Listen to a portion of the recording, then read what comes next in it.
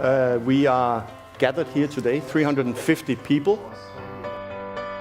I'm curious to know and to listen to all the speakers today, and of course networking.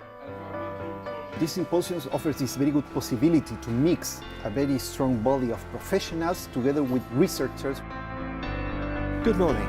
Buenos dias, dober din.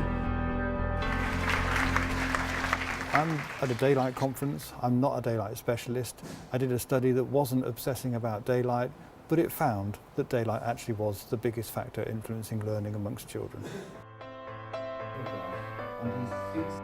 The problem of the, I would say, late 20th century architecture was the human hybris, the thought we could build the same buildings everywhere in the world, the same way.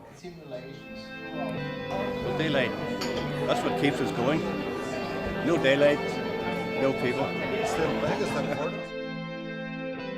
One of the wonderful things about daylight is it's constantly evolving, throughout the day. So it really is telling you a different story depending on what time of day it is. So really, it's sort of, it's almost like the key kind of atmospheric aspect of an architectural narrative. We have had the chance to have a flight from Paris that has not been delayed. That is quite exceptional. And, and this is Anne Lacaton. We don't design projects starting from a form, an object, but from the interior space. The space for us is always designed through the eyes, the mood, the scale of a person. So I'm looking forward to meeting you. We have land and water and air, but without light, none of it matters really, does it? We need to try more experiments. Demonstration projects have been really successful, where you actually try something out at full scale. But instead of building everything at full scale, that's where prediction and simulation come in. If we can simulate our designs before they're built, then we can actually know how they're going to perform better. You're not an observer anymore, you are in it. And then it feels very real. You can imagine yourself being here. We're trying to work with this idea of light that has volume to it, like layers. So in most of the projects we do, there's some way that when you sense the building, you actually realize there's multiple levels of how light is revealing itself.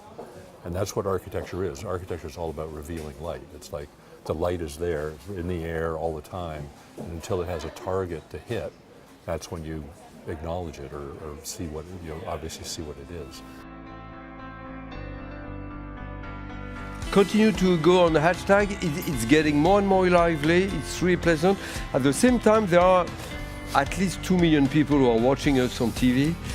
But when Low Navigers will come, that will be at least 10 million people.